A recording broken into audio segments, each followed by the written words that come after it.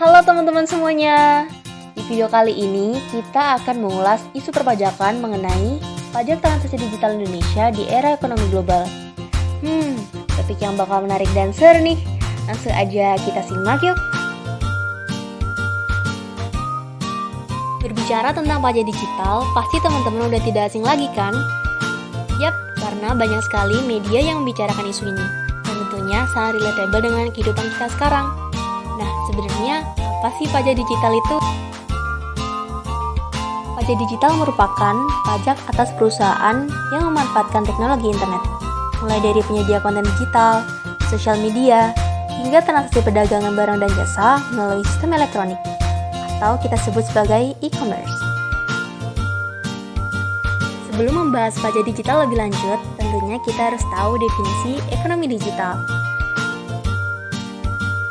Menurut OECD, ekonomi digital adalah proses transformatif yang dibawa oleh teknologi informasi dan komunikasi yang membuat teknologi menjadi lebih murah, kuat, dan terstandarisasi secara luas. Sedangkan menurut Handbook PBB, ekonomi digital merupakan tantangan pada sektor perpajakan bagi suatu negara. For your information, OECD merupakan singkatan dari Organization for Economic Cooperation and Development, yakni suatu organisasi internasional yang bergerak di bidang kerjasama ekonomi dan pembangunan. Indonesia bukan negara yang pertama kali loh yang mengenakan pajak transaksi digital. Beberapa negara yang telah menerapkannya antara lain Prancis menerapkan Digital Service Tax dengan tarif 3%, Austria yang juga menerapkan DST dengan tarif 5%, India menerapkan Equalization Levy dengan tarif 6%, Australia dengan pajak transaksi di atas $10.000 Australia, serta Korea yang memberlakukan PPN terhadap barang yang dijual ke e-commerce. Selanjutnya, kita membahas alasan apa sih yang mendasari adanya pajak digital. Seiring pesatnya perkembangan teknologi, tentunya menyebabkan jumlah perangkat elektronik yang terhubung internet di dunia ikut meningkat. Berdasarkan riset, terungkap bahwa pengguna internet di seluruh dunia telah mencapai angka 4,5 miliar orang, atau mencapai lebih dari 60% penduduk dunia. Di Indonesia sendiri, menurut riset platform bertajuk Global Digital Reports 2020, menunjukkan bahwa pengguna internet di Indonesia meningkat sebanyak 17% dari tahun sebelumnya. Jumlah ini tentunya menyebabkan adanya peningkatan konsumsi atas konten dan jasa digital. Dalam laporan OECD, dibahas beberapa isu dan permasalahan dalam ekonomi digital. Antara lain yang pertama, upaya perusahaan multinasional untuk memiliki kehadiran digital yang signifikan. Yang kedua, adanya atribusi nilai berdasarkan data lokasi pemasaran. Dan yang ketiga, bagaimana cara memastikan pemungutan PPN yang efektif sehubungan dengan transaksi cross-border atas barang dan jasa digital. Setelah membahas latar belakang, kita lanjut yuk membahas tujuan penggunaan pajak digital. Secara umum, terdapat beberapa tujuan penggunaan pajak digital. Yang pertama, mengusahakan keadilan dan kesamaan pengenaan pajak. Yang kedua, agar dapat memungut pajak digital yang belum diatur pada UU sebelumnya. Yang ketiga, sebagai kepastian hukum. Yang keempat, sebagai optimalisasi potensi pajak. Yang kelima, pemanfaatan potensi pajak di kala pandemi COVID-19. Dan yang terakhir, untuk mereformasi aturan agar dapat beradaptasi dengan perkembangan zaman. Teman-teman sudah tahu belum aturan mengenai pemajakan transaksi digital di Indonesia? Nah, dalam PMK 48 tahun 2020 ini mengatur tentang pajak pertambahan nilai atas perdagangan melalui sistem elektronik atau yang biasa kita sebut sebagai PPN PMSA. Latar belakang dikeluarkannya PMK ini adalah untuk melaksanakan ketentuan pasal 6 ayat 13 huruf A UU nomor 2 tahun 2020 tentang penetapan Perpu nomor 1 tahun 2020 menjadi undang-undang yang membahas mengenai kebijakan keuangan negara untuk penanganan pandemi COVID-19 serta menghadapi ancaman yang membahayakan perekonomian nasional dan stabilitas sistem keuangan. Sedangkan tujuan dikeluarkannya PMK ini adalah yang pertama, memberikan kepastian hukum dalam melakukan pemungutan PPN atas pemanfaatan BKPTB dan atau JKP melalui PMSE. Dan yang kedua, sebagai optimalisasi penerimaan pajak. Nah teman-teman, perlu diketahui bahwa tujuan pengenaan pajak digital adalah level playing field, yang berarti keadilan. Maksudnya, pemungutan pajak tidak hanya dilakukan terhadap pelaku usaha di dalam negeri, tetapi juga pelaku usaha di luar negeri. Selanjutnya, yang menjadi objek PPN PMSE adalah pemanfaatan barang kena pajak tidak berwujud termasuk barang digital, dan atau pemanfaatan jasa kena pajak termasuk jasa digital dari luar daerah pabean di dalam daerah pabean melalui PMSE.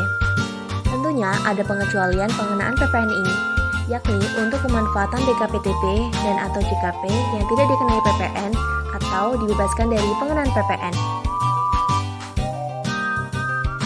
Contoh objek PPN PMSE ada apa aja ya? Nah, ada e-book, ada e-comic, kamera software, games digital, streaming film, musik, video conference service, dan banyak objek lainnya. Berikut ini definisi yang termasuk pemanfaatan BKPTB. Yang pertama, penggunaan hak cipta di bidang kesusastraan, kesenian atau karya ilmiah, paten, merek dagang, atau bentuk lainnya. Selain itu, ada penggunaan peralatan, pengetahuan atau informasi industrial, komersial, atau ilmiah. Dan yang terakhir, penggunaan film gambar hidup atau pita video untuk siaran televisi maupun siaran radio. Sebelum membahas lebih jauh, kita harus tahu definisi pembeli barang atau penerima jasa, yakni orang pribadi atau badan yang bertempat tinggal atau bertempat kedudukan di Indonesia, melakukan pembayaran menggunakan fasilitas debit, kredit, atau fasilitas lain yang disediakan institusi Indonesia, serta menggunakan internet protokol di Indonesia atau menggunakan nomor telepon dengan kode negara Indonesia. Selanjutnya kita masuk ke pemungut PMSE. Pelaku usaha PMSE terdiri dari 1. Pedagang luar negeri, 2. Penyedia jasa luar negeri, 3. Penyelenggara PMSE luar negeri, dan 4. Penyelenggara PMSE dalam negeri. Nah, bagi pelaku usaha PMSE yang ditunjuk oleh Menteri Keuangan untuk memungut, menyetorkan, serta melaporkan PPN disebut sebagai pemungut PPN PMSE. Sedangkan kriteria penunjukan sebagai pemungut PPN PMSE yaitu yang pertama, nilai transaksi dengan pembeli di Indonesia harus melebihi 600 juta rupiah dalam setahun atau 50 juta rupiah dalam 1 bulan.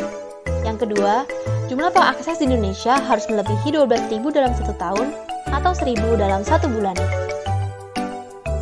Teman-teman tahu nggak sih, sampai saat ini Dijen Pajak telah menunjuk 28 pelaku usaha sebagai pemungut PPN ini loh.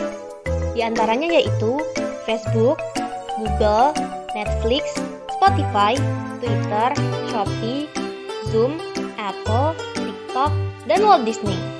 Tentunya dengan penunjukan ini, maka pelaku usaha tersebut akan memungut PPN atas produk digital yang mereka jual ke konsumen Indonesia. Ketentuan pemungutan.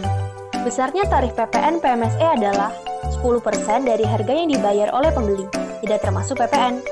PPN ini dipungut saat pembeli melakukan pembayaran, serta harus dicantumkan pada invoice yang diterbitkan oleh penjual. Selanjutnya, kapan ya peraturan mengenai pajak digital ini mulai berlaku? Peraturan ini mulai berlaku tanggal 1 Juli 2020. Selanjutnya, dampak pemberlakuan aturan pajak digital dapat ditunjukkan dalam kutipan berita berikut. Dilansir dari kumparan.com, Netflix resmi mengumumkan kenaikan biaya langganan pada 1 Agustus 2020.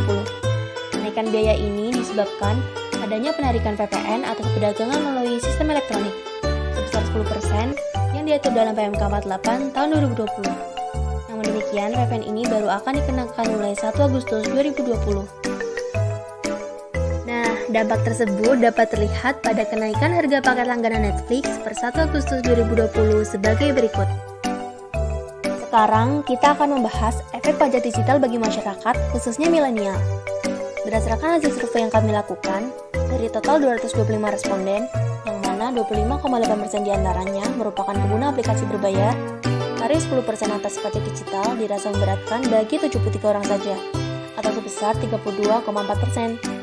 Hal ini menunjukkan sebagian besar masyarakat tidak keberatan dengan adanya pengenaan pajak digital ini. Sekian video dari kami, terima kasih teman-teman yang telah menyaksikan, dan sampai jumpa!